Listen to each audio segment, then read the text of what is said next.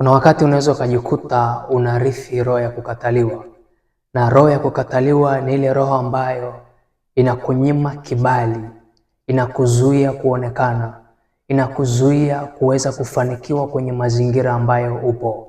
Sasa hii roho kuna wakati unaweza ukarithi kutoka kwa mtu, ukaibeba kutoka kwa mtu.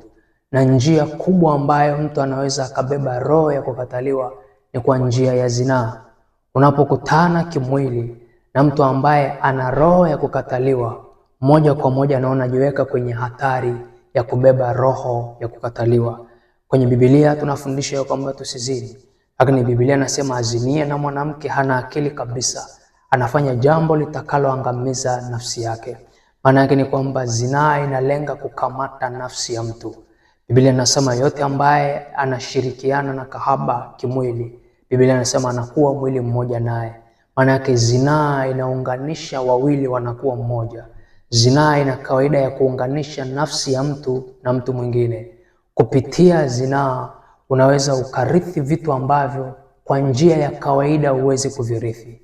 Maana yake ni kwamba unapokutana na mtu kimwili, kama yule mtu alikuwa na roho ya kukataliwa, unaenda moja kwa moja unabeba roho ya kukataliwa kutoka kwa yule mtu. Lakini pia na yeye anabeba roho iliyoko ndani yako, inaenda kwenye maisha yake. Hii ndio maana unakuta kuna wakati unaweza kukutana na mtu fulani kimwili, na baada ya muda unashangaa mambo yako yalikuwa yanaenda vizuri, mambo yako hayaendi vizuri, yanaanza kukwama. Ulikuwa unakubalika, unapoteza kibali. Ulikuwa na biashara, unapoteza biashara.